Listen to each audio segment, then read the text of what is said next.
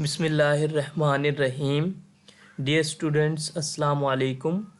Students, हम लोग पढ़ रहे हैं chapter number 10 acids bases and salts, और आज का हमारा टॉपिक है Bronsted Lowry concept of acids and basis.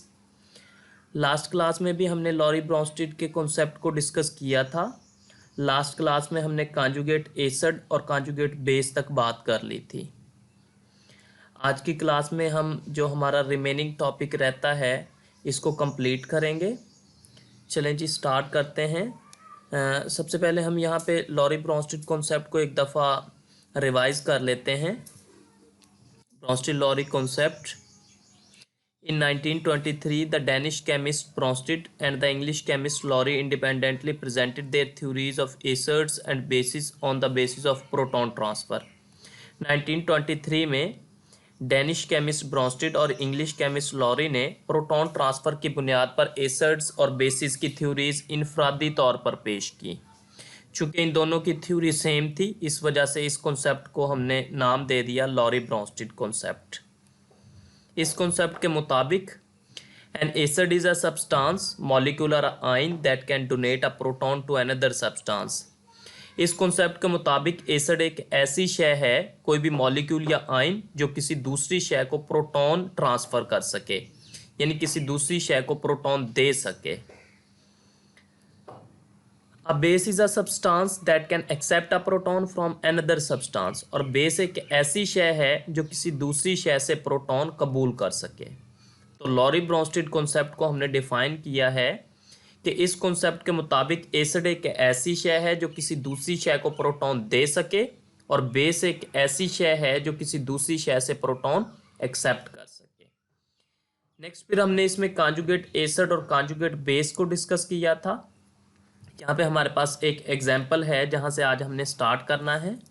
इस एग्जाम्पल में आपको वो दिखा रहा है कि CH3COOH एक एसिड के तौर पर बिहेव कर रहा है और H2O एक बेस के तौर पर बिहेव कर रहा है। तो यहाँ पे क्या होगा कि CH3COOH एक एसिड है, मतलब ये प्रोटॉन ट्रांसफ़र करेगा किसको, एक बेस को, जो कि यहाँ पे है H2O। तो जब ये प्रोटॉन दे देगा तो बाकी बच जाएगा यहाँ पे CH3COO नेगेटिव, चूँकि यहाँ से प्रोटॉन चला गया है H पॉजिटिव, तो बाकी बचा है CH3COO नेगेटिव। और जब H2O ने प्रोटॉन एक्सेप्ट कर लिया तो ये बन गया H3O पॉजिटिव। अब यहाँ पे आपने ये चीज़ जहन में रखनी है कि जो H2O ने प्रोटॉन लिया है ये उसे वापस फिर डोनेट कर सकता है। तो अगर ये प्रोटॉन डोनेट कर सकता है, इसका मतलब ये एसिड है, और इस एसिड को हम कहेंगे कॉन्जुगेट एसिड। इसको हमने डिटेल में डिस्कस किया था लास्ट क्लास में। इसी तरह जो CH3COO नेगेटिव बचा है ये वापस प्रोटॉन एक्सेप्ट कर सकता है, इस वजह से इसे हम कहेंगे बेस, लेकिन यहाँ पे इसे हम कहेंगे कॉन्जुगेट बेस। तो यहाँ तक हमने लास्ट क्लास में डिस्कस कर लिया था। इससे नेक्स्ट मूव करते हैं। According to Bronsted Lowry concept, Bronsted और लॉरी कॉन्सेप्ट के मुताबिक an acid and a base always work together to transfer a proton. वो कह रहा है कि ब्रोंस्टेड-लॉरी कॉन्सेप्ट के मुताबिक एसिड और बेस हमेशा प्रोटॉन ट्रांसफ़र करने के लिए इकट्ठा काम करते हैं एक दूसरे के साथ। अब यहाँ पे आप देख सकते हैं कि अगर CH3COOH एक एसिड के तौर पर बिहेव कर रहा है तो इसी वक्त H2O एक बेस के तौर पर एक्ट कर रहा है। देखिए, अगर CH3COOH प्रोटॉन ट्रांसफ़र करेगा तो वहाँ पे प्रोटॉन एक्सेप्ट करने वाला भी होना चाहिए। तो एसिड तभी प्रोटॉन ट्रांसफ़र कर सकता है जब वहाँ पे कोई बेस हो, यानी प्रोटॉन एक्सेप्ट करने वाली हो। इसका मतलब किसी एसिड के लिए ज़रूरी है कि वहाँ पे कोई बेस हो, और किसी बेस के लिए वहाँ पे एसिड का होना ज़रूरी है। दैट मीन्स, इसका मतलब है a substance can act as acid, एक शय एसिड के तौर पर एक्ट कर सकती है, यानी प्रोटॉन डोनर के तौर पर ओनली, सिर्फ when another substance simultaneously behave as a base, जब कोई दूसरा सब्सटेंस, कोई दूसरी शय उस वक्त बेस के तौर पर एक्ट कर रही हो, यानी प्रोटॉन एक्सेप्ट कर रही हो। यानी कि बात वही है कि एक एसिड के तौर पर सिर्फ उसी वक्त एक्ट कर सकता है जब उस वक्त वहां पे कोई बेस भी हो, या बेस के तौर पर एक्ट कर सकती है जब वहां पे कोई एसिड हो। जब कोई प्रोटॉन देने वाला है तो वो उसी वक्त प्रोटॉन देगा जब वहां पे कोई प्रोटॉन एक्सेप्ट करने वाला भी हो, या फिर कोई प्रोटॉन एक्सेप्टर है तो वो प्रोटॉन एक्सेप्ट उसी वक्त करेगा जब वहां पे कोई प्रोटॉन देने वाला भी हो। मतलब ये है कि किसी एसिड के लिए एसिड होना तभी मुमकिन है जब वहां पे कोई बेस भी हो, या फिर किसी बेस के लिए बेस होना तभी मुमकिन है जब वहां पे कोई एसिड भी हो। तो इस कॉन्सेप्ट के मुताबिक एसिड और बेस दोनों इकट्ठे काम करते हैं। Hence, a substance can act as acid as well as a base। बस एक शय एसिड या फिर बेस के तौर पर एक्ट कर सकती है depending upon the nature of the other substance, और इस चीज का इंहिसार किस पे है? दूसरी शय पे है। यानी जब दो चीजें आपस में रिएक्ट कर रही हैं तो एक शय एसिड या बेस के तौर पर एक्ट कर सकती है, लेकिन इस चीज का इंहिसार किस पे है? दूसरी चीज की नेचर पे। जैसे यहाँ पे हम एक एग्जाम्पल भी लेंगे। For example H2O acts as a base. H2O एक बेस के तौर पर एक्ट करता है when it reacts with HCl, जब ये HCl से रिएक्ट करे। एंड एज एन एसिड, और ये एसिड के तौर पर एक्ट करता है when it reacts with ammonia, जब ये किससे रिएक्ट करता है? अमोनिया से। यानी कि जब H2O रिएक्ट करता है HCl से तो ये एज अ बेस बिहेव कर रहा होता है, यानी कि ये प्रोटॉन एक्सेप्ट करता है। और जब H2O रिएक्ट करता है अमोनिया से तो ये एज अ एसिड के तौर पर बिहेव करता है, यानी कि ये प्रोटॉन डोनेट करता है। तो H2O के लिए एसिड होना या बेस होना ये डिपेंड करता है दूसरी चीज की फितरत पर, आया कि दूसरी चीज HCl है या फिर अमोनिया है।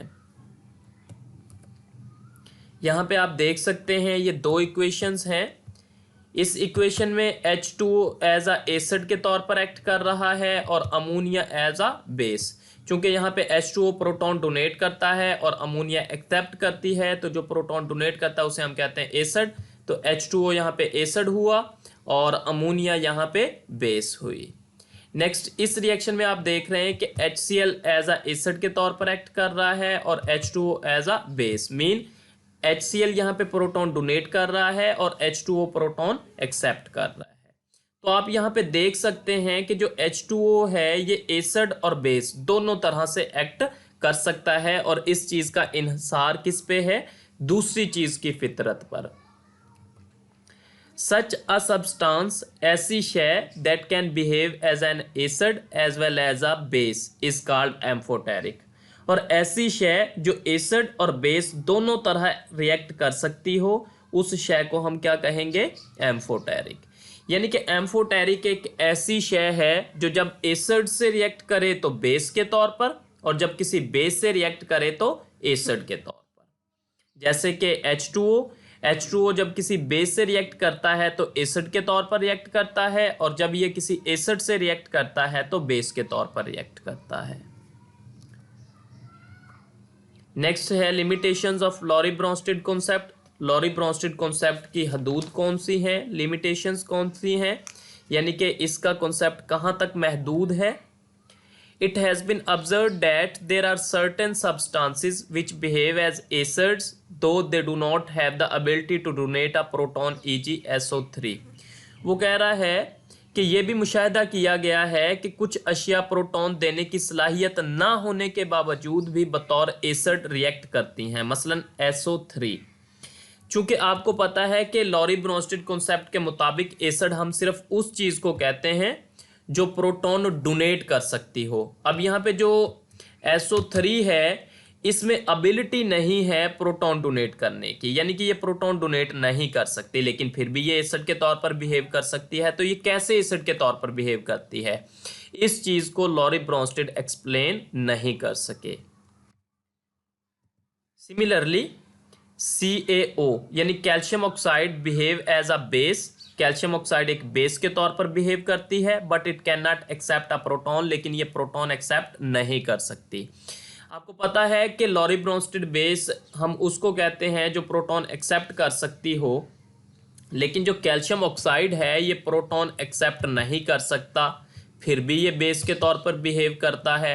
तो ये कैसे बिहेव करता है बेस के तौर पर, इस चीज़ को लॉरी ब्रोंस्टेड एक्सप्लेन नहीं कर सके। तो ये दो लिमिटेशंस हैं, दो ऑब्जर्वेशंस हैं जो कि लॉरी ब्रोंस्टेड कॉन्सेप्ट को महदूद करती हैं।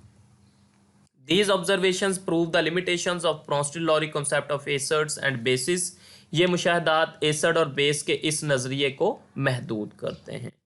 तो स्टूडेंट्स, हमने लॉरी ब्रोंस्टेड कॉन्सेप्ट की लिमिटेशंस की बात की कि लॉरी ब्रोंस्टेड कॉन्सेप्ट के मुताबिक चूंकि वो अशिया एसिड के तौर पर बिहेव करती हैं जो प्रोटॉन डोनेट करती हों, और वो अशिया बेस के तौर पर बिहेव करती हैं जो प्रोटॉन एक्सेप्ट करती हों। अब यहाँ पे हमने कुछ एग्जांपल्स देखी हैं, जैसे कि SO3 एक एसिड है लेकिन ये प्रोटॉन डोनेट नहीं कर सकता, और कैल्शियम ऑक्साइड एक बेस है और ये प्रोटॉन एक्सेप्ट नहीं कर सकती। तो लॉरी ब्रोंस्टेड कॉन्सेप्ट इनको एक्सप्लेन नहीं कर सका कि SO3 क्यों एसिड के तौर पर बिहेव करती है, कैल्शियम ऑक्साइड क्यों बेस के तौर पर बिहेव करती है। ये मुशाहदात लॉरी ब्रोंस्टेड कॉन्सेप्ट की लिमिटेशंस को साबित करते हैं। नेक्स्ट, आज के टॉपिक से रिलेटेड हमारे क्वेश्चंस।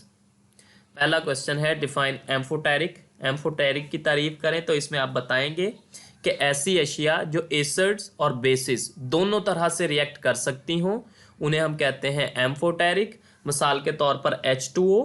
H2O जब किसी बेस से रिएक्ट करता है, जैसे कि अमोनिया से रिएक्ट करता है, तो एसिड के तौर पर रिएक्ट करता है, और जब H2O किसी एसिड से रिएक्ट करता है जैसे कि HCl से, तो फिर ये एज अ बेस बिहेव करता है। नेक्स्ट क्वेश्चन है what are the limitations of Lowry Bronsted concept.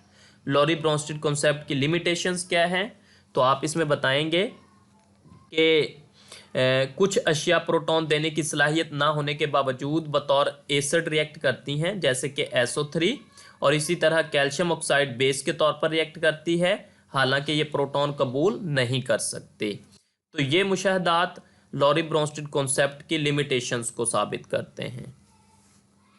Next, आपकी बुक जहाँ से आपने इस टॉपिक को कंप्लीट करना है, तो ये आज हमने एग्जाम्पल डिस्कस की है, और नेक्स्ट हमने इस पैराग्राफ में बात की है कि किसी एसिड के लिए एसिड होना मुमकिन तभी है जब वहाँ पे कोई बेस हो, और किसी बेस के लिए बेस होना मुमकिन तभी है जब वहाँ पे कोई एसिड भी हो। नेक्स्ट हमने ये देखा है कि H2O एज आ एसिड रिएक्ट करता है जब ये अमोनिया से रिएक्ट करे, और ये एज आ बेस रिएक्ट करता है जब ये किसी एसिड जैसे कि HCl या फिर CH3COOH से रिएक्ट करता है। और ऐसी अशिया जो एसिड और बेस दोनों तरह से एक्ट कर सकें उन्हें हम कहते हैं एम्फोटेरिक। और लास्ट वाले पैराग्राफ में हमने लॉरी ब्रोंस्टेड कॉन्सेप्ट की लिमिटेशंस को डिस्कस किया है। तो स्टूडेंट्स, ये टॉपिक अब हमारा कंप्लीट हो गया है। आपने इस कंप्लीट टॉपिक को अच्छे तरीके से प्रिपेयर करना है। Thank you students.